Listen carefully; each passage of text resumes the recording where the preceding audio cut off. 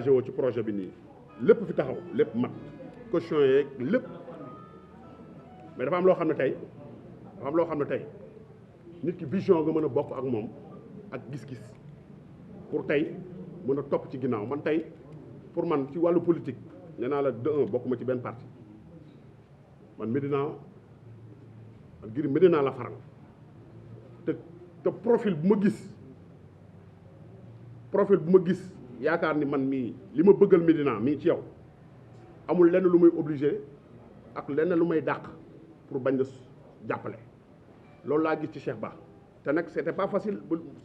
c'est pas lui seul moo ma coopté pour bëgg waxtaan ak moom man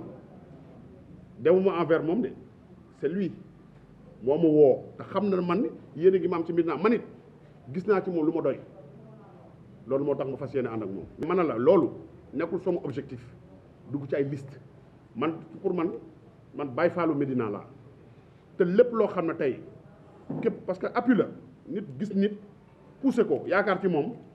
poussé ko yaakaar da nga am ci moom ak projet yi mu la tegal pour que tey nii mu jël mairie bi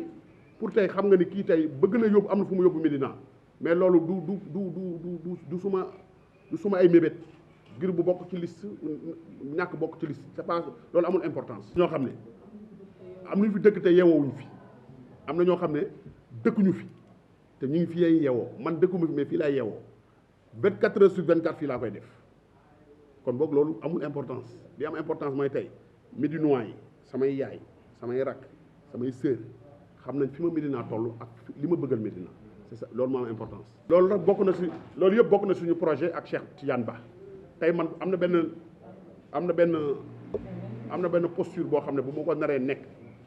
pour liggéey ko ci biir Médina je suis obligé tey nekk ci biir quartier bi. loolu moom fay laa alhamdu wa shukru yàlla rek a xam mais dama la bëgg xamal ni am na engagement yoo xam ne tey bu ma ko bëggee def ci Médina dëkkantaan projet yi ma war a teg pour Médina jàppale ci Cheikh Tidiane je suis obligé nekk fi di fi yeewoo te loolu incha allah ñu ngi si man benn parti laa bokk muy Médina gëwuma ni sax parti au pouvoir am na gëwuma loolu man xam lu ma gëm yaakaar ci nit ni li ma bëgg ci Médina man ak moom ñoo ko bokk ba jàppale ko mais gisuma loolu xàmmewuma sax parti au pouvoir ak ku nekk opposition man Médina laa bokk parti bu ñu am Médina. mais tey li wër bu wër mooy foofu ma doon dem tey ñu invité woon fa foofu ñu recevoir uñu foofu man ak sama ay nawle ñoo fa àndoon dew mu fër man rek xam nga loolu moo am importance ñi fa demoon tey te li ñu fa taxoon dem tey Sénégal yëpp xam na ko xam nga du woon dañ fa demoon pour raayante dañ fa demoon pour waxante lu baax le ministre de la justice moo juumoon ci ay propos wax ak lu làmb ay wax yu déranger ñëpp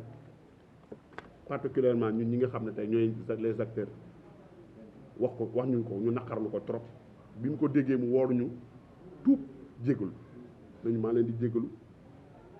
nii ak nii laa ko bëggoon waxee lii ak lii ak lii te un ministre de la République un troisième personnalité du pays soo la woowee ci loolu tey li ngay mën a def rek mooy xam ne nag làmmiñ moom xam nga accident wu làmmiñ fu ne ku ne lay daal mais Gris Bordeaux mënu changer ci communication tey nee naa la je suis apolitique mais Médina jaral na ma wàcc parce que lii affaire de patriotisme la war na képp ku nekk ci quartier ak ci domaine boo mën a ne yoon daf la may lii du mbër rek ak loo mënti nekk enseignant bi caméraman bi sëriñu daara bi koo mënti doon yoon daf la may lii tey sa quartier nga fexe bokk ci instance dirigeante ya loolu devoir la. naa la lii tey man tey ci àddina Gris Bordeaux lii rek moo ko jaral nit ñi du ko dégg lii rek Médina rek moo tax tey parce que tamit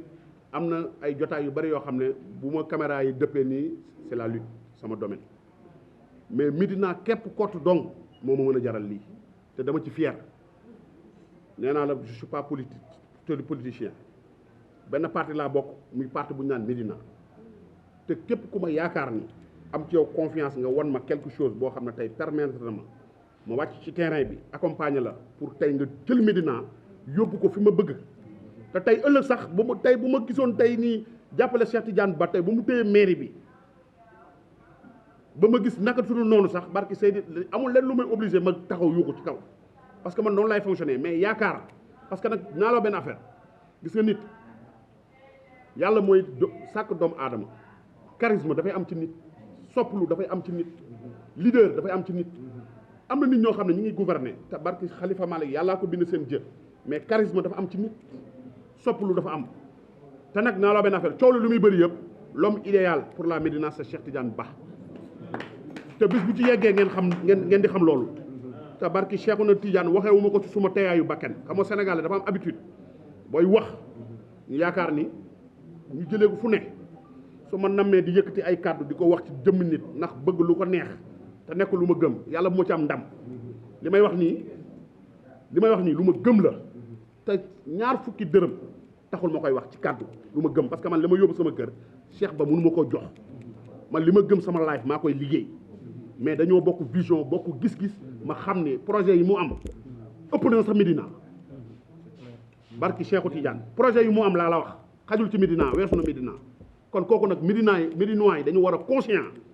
suñu yaay yi suñu papa yi suñu frères yi suñu sœurs yi dañu war a conscient ni Médina bii y a 20 ans ak Médina bii c'est différent te y a une personne qui s'appelle Cheikh Ba c'est l'homme idéal te il faut ñu soutenir ko jàppale ko pour tey Médina li fi nekk ci anarchie ak ci ay jafe-jafe mu résoudre ko loolu mooy projet bi